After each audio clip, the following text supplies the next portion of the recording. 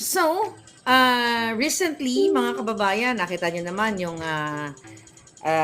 interview ni Liza, walang ligo, ni Lisang walang suklay, talaga namang nagpa-interview siya at sinabi nga niya doon na si Inday daw ay nag, ah, she has crossed the line. Okay? Then, binoljak natin, hanggang ngayon binoboljak natin sa social media at ngayon ay maugong yung panawagan ng mga alagad ni Tambaluslos na mga kongresista para daw mag-resign si Inday. Even though, even ang mga katulad ni De Lima o yung mga sobrang diehard anti-Marcos ay nakikisama dito sa panawagan na mag-resign si Inday or tanggalin sa DepEd as secretary. You know what, mga kababayan, okay? May nakarating sa atin na impormasyon actually. Ito ay utos ni Lisa. Ito coming from Congress. Right. Okay. Na sinasabi dito sa atin ng puting ahas na ang ginagawa ni Marcos Jr. at ni Lisa Marcos ay coordinated. Kunyari po si First Lady, ayan, Lisa Tanas, pero Lisa lang nakalagay dito. Kunyari po si First Lady ay magsasalita, magpapaawa effect at babawiin ni Marcos Jr.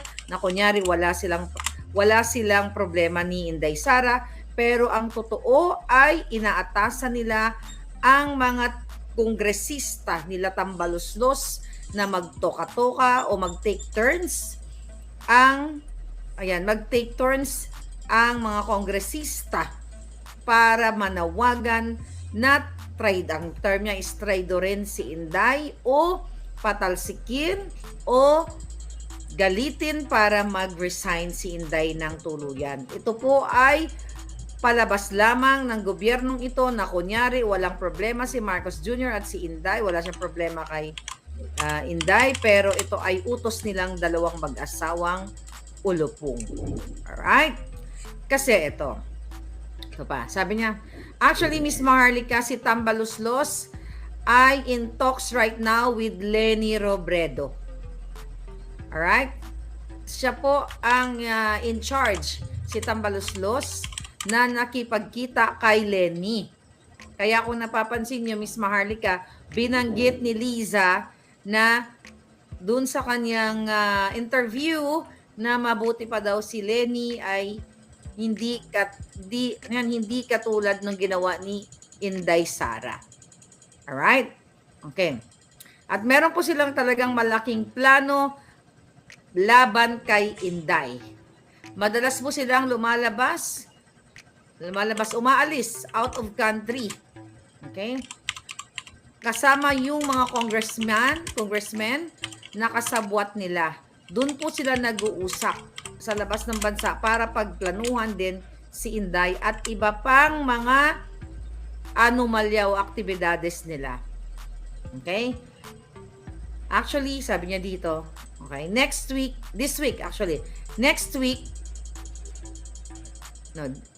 ayan, sabi niya, teka lang, nawala yung message. Sabi niya, this week, aalis na naman po sila. Pag-uusapan nila, kung saan to aalis. Pag-uusapan naman po sila ang plano nila, maliban sa pangangamkam, kundi paano patalsikin si Inday. Ito po ay may basbas lahat ni Lisa, ni Kuting, at ni Tambaluslos. Ako'y binabasa ko lang yung information na galing sa Congress. Ngayon, mga kababayan, true enough na ito ay katarantaduhan lang ni Marcos Jr. Kasi, sa kabila ng trust rating ni Inday Sara, ito lang, kahapon yata ito, okay? Imagine mo, as DepEd Secretary, meron siyang trust rating na 82% and 84% performance rating. Pero bakit aalisin si Inday Sara? So, actually, hindi na nga dapat tinatanong yan dahil alam nyo na kung sino ang nasa likod nito. So, a few hours ago, mga kababayan, ay tinanong si Marcos Jr. ng reporter na kung saan ano daw ba ang kaniyang masasabi doon sa reaksyon ni Inday Sara. ni Inday Sara sa interview ni Liza Tanas kay Taberna. Alright? Pero basahin muna natin ang sinabi ni Inday Sara. Di ba nagsalita si Inday Sara, nagpahayag na siya ng kanyang sagot patungkol dito kay Liza Tanas kung saan kay Judictus Benedictus na Lisa kung saan ang sagot ni Inday Sara dyan, ito, okay, na mga kababayan bilang tao, di ba nakangiti pa nga una si Inday, karapatan ni unang ginang Liza Marcos na makaramdam ng sama ng loob at galit. Subalit ang kanyang personal na damdamin ay walang kinalaman sa aking mandato bilang isang opisyal ng pamahalaan. Tama. Actually, si Liza ang nag-crossed, okay? Tumawid. Okay? Tumawid sa kanyang kachipan, tumawid sa kanyang kadugyutan, mga palangga, yung kanyang dramatization, yung kanyang pa-short-short na tig-3-10 na galing sa jukay-jukay, na kunyari para mahirap ang drama niya o pang masa whatsoever. Siya ang nagpakita ng pag-uugali na masahol pa sa pusali. Okay, alam niyo yan. Tuloy natin sinabi ni Inday. Upang makausad tayo, iiwan natin sa isang pribadong pag-uusap sa pagitan lamang namin ni Pangulong Bongbong Marcos at ang mga susunod na hakbang. Kasi nga wala namang mandato si Liza. Si Liza ay isa lamang Isa lamang kidnapper na nakikipagsabuatan kay Francis Lloyd Chua at sa kay Senate President Zubiri, kay Tambaluslos, kay Escudero at sa marami pang iba. So walang mandato actually itong si Liza. Alam na natin yan. Pero nakikipagsabuatan si Marcos Jr. dahil hindi niya pwedeng itapon yung hinayupak na yan. Hindi niya pwedeng itapon kasi kasabwat niya yan. Dahil kung wala si Liza, wala talagang backbone si Marcos Jr. at hindi talaga siya makakagagalaw ng mga bagay-bagay kasi nga tamad. Wala namang alam, pabasa-basa lang ng script. Okay? Tuloy natin sinabi ni Inday. Upang makausad tayo, iwan natin ang isang pribadong pag-uusap namin sa pagitan namin ni Pangulong Marcos Jr. Ang mga sumusunod na habang mga kaigsuunan, nag-atubang ang atong nasod.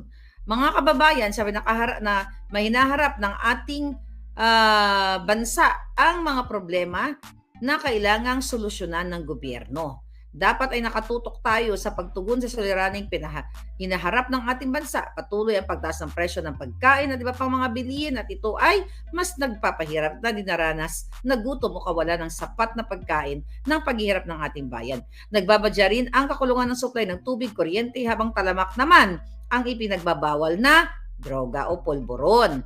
Samantala, hindi pa rin natatapos ang banta ng kriminalidad, terorismo, insuhensya sa ating bansa. Itong mga bagay na ito ang dapat nating bigyan ng pansin. Ayan, yan sabi ni Inday.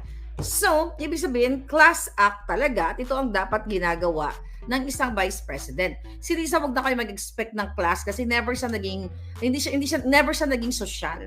Okay? Social climber to the highest level. Okay? Ulit-ulitin natin, walang masama kung dati kang mahirap, dati kang labandera, dati kang scavenger, kung pinagbuti mo ang iyong buhay at hindi ka nagnakaw, hindi ka nangidnap, hindi ka nang smuggle. Hindi ka pala nag-smuggle, Day. Pero kahit ano pang pagmayabang mo, katulad ni Liza na siya ay abogada at ito'y very New York, pero ang ugali niya masahol pa sa pusali na pinakamaduming pusali sa lahat ng pusali na makikita ninyo. Alright, so sinagot yan ni Kuting Jr. na ano daw bang masasabi niya sa talak ng kanyang asawang Bigatla at kay Inday. So sinasabi niya ni Marcos Jr. na napakaswerte daw niya na mayroon siyang asawa na very protected.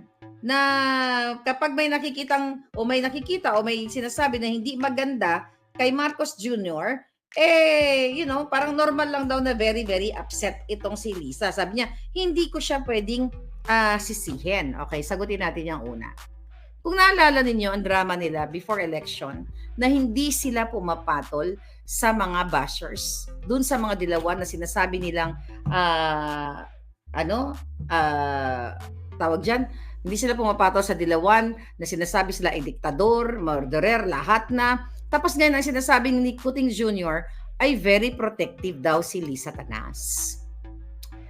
Bakit in the past 36 years before na umupo dahil sa smart magic si Marcos Jr. pakipagsabwatan nila based sa affidavit ni Attorney Glenn Chong? For 36 years, ang portrayal ni Marcos Jr. ay mabait, hindi pinatulan ang mga dilawan, di ba? Dahil sila ay hindi talagang pumapatol sa mga bashers o kritiko nila. Bakit hindi sila pumapatol in the past 36 years? Kasi wala silang power. Wala kayong power, kaya yun ang pambubudol nyo sa taong bayan. Paano nga naman si Liza, di ba, makagamit ng power ng isang presidente kung hindi, 38 years, kasi 1986, di ba, nang sila ay sabi nga nila dyan, kinidnap sila, pero ngayon, alam nyo na, nabudol lang talaga. But ganun pa man, for 36 years, ang binato sa kanila lahat, hindi lang naman binato yan, recorded yan, nasa Guinness Book of Records nga sila. Lahat, may mga outstanding cases sila. So ngayon, bakit ngayon sinasabi ni Marcos Jr. na napakaswerte niya kasi very protective. Did I say protected? Okay, protective. Bangag lang din minsan si ngarag minsan. So protective, okay? Ngayon, mga kababayan, bakit sinasabi niya na gina-justify ni Marcos Jr. na tama lang ang ginawa ng kanyang asawa at hindi niya masisisi kasi tagapagtanggol, asawa daw niya yun. It's all BS. Kasi nga, may power na sila ngayon, kaya ngayon pwede na tumawag si Liza sa Romania para manggurgur. Diba? So yan ang dramatization nila ngayon. At ito, basahin muna natin ang sinabi ni Kuting Jr. Okay? Sinabi pa niya dito, I think that, referring to Sarah, okay? Kasi tinanong ng reporter na bakit ang may mga nanawagan nga natanggalin si Sarah sa DepEd, okay? Sabi ni Kuting Jr., I think that she also as a wife understands how the First Lady feels when you have to sit there and listen to these attacks that are being made against your husband. Si Inday, hindi siya nanggugurgur, hindi siya tumatawag sa Romania, hindi niya ipinagmamalaki. Bakit mga kababayan? Napatunayan na ng mga Duterte for 6 years. Binato sila ng kung ano-anong mga bato, mga made-up stories, at kung ano yung iba, yung iba talagang grabe. Si Lenny nga pumunta pa sa UN para siraan si Duterte doon, na sinasabi si Duterte ay murderer, ganyan-ganyan. Ano nangyari kay Lenny? Kinasuhan ba ni Duterte? Ginipit ba? Pero ito, ikaw Marcos Jr., na judictus benedictus o addictus benedictus, sa pulburon mag-drug test na kayong mag-asawa dahil masyado na kayong malala. Panawagan niya ng taong bayan na mag-pulburon test na kayo. Ngayon, sasabihin mo na maiintindihan ni Inday na I think naintindihan ni Inday bilang isang asawa ang ginagawa ni Liza. Yun ba ang dramatization mo? Attacks? Hindi ito attack. Pag sinabi mong ina-atake ka, walang basihan. Pag-aatake ba, Marcos Jr., ang pagsasabi ni Maharlika ng katotohanan na ikaw March 10, 11, 2012 ay dapat huhulihin ng PIDEA dahil ikaw ay bangag na bangag at addictus benedictus sa pulburon at kasama mo si Terry doon sa what? Sa Rockwell, sa 46C. At kaya dapat ipatawag yan, pati si Terry, kasi napangalanan naman yan ni Pangulong Duterte, okay? At ito manawagan tayo ha. Ito tinignan ko kasi ang Senate, okay?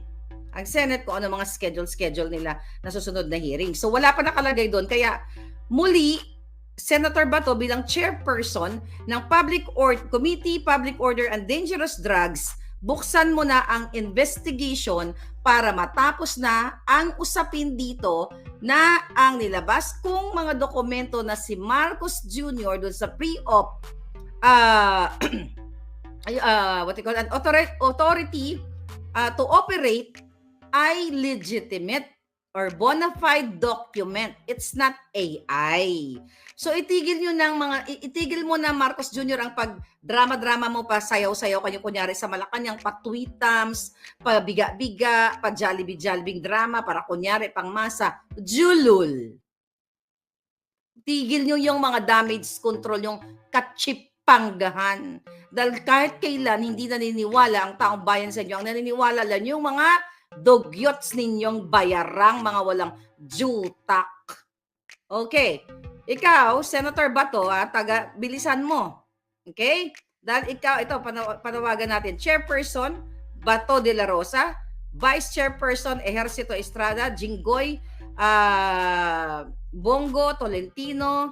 Ayan, ang mga members, Binay, Ejercito po, Villar, dalawang Villar, Padilla. Ayan. Ex-officio members, Ligarda, Villanueva, Pimentel.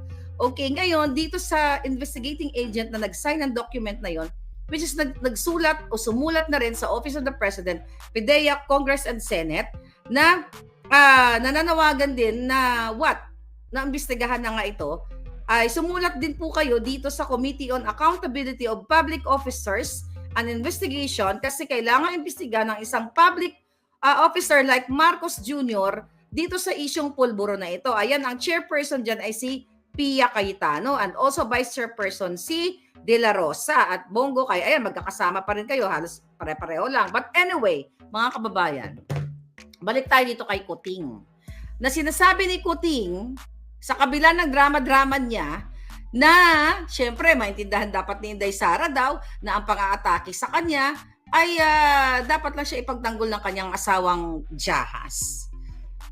Sabi ko kanina, for 36 years, sabi din hindi kayo nagpapapatol. Dahil mas masahol pa nga yung inatake sa inyo, ang binato sa inyo ng 36 years. Kasi totoo naman. Totoo naman pala, mga binato sa inyong Judas Estas Barabas ka. Tapos ngayon nasa power kayo, manggigipit kayo ng mga vloggers. Mangingipit kayo ng mga taong kritiko like Glenn Chong, like me, like General Macanas. Kasi nga may power na kayo at isang tawag ng ni Liza sa Romania para manggurgur. Ngayon, sabi pa niya sa interview ni Marcos Jr., but mag-uusap kami ni VP Sara tungkol dyan. Huwag niyang masyadong dibdibin. Hindi naman siya yung mga nagsabi ng tungkol sa kung ano-ano.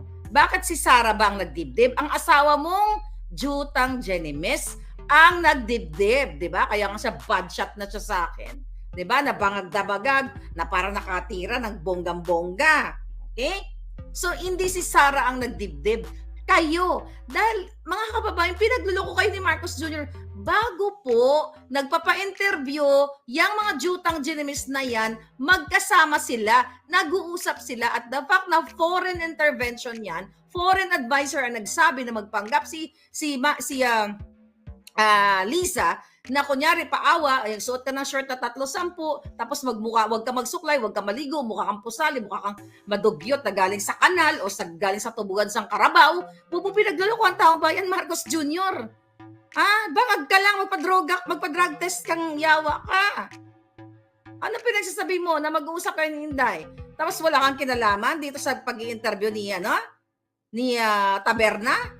Na magkakasabwat na kayo para sirain si Vic Rodriguez na sinasabi ni Lisa na yung tungkol kay Vic Rodriguez na walang loyalty. Sino ang walang loyalty? Kayo, mga traidor. Yung mga taong nagsilbi sa inyo, ni piso wala kayong binayad, katulad ni Rodriguez at ni Glenn Chong. Tapos kayo pa ang magsabi na walang loyalty mga ginayupak kayo.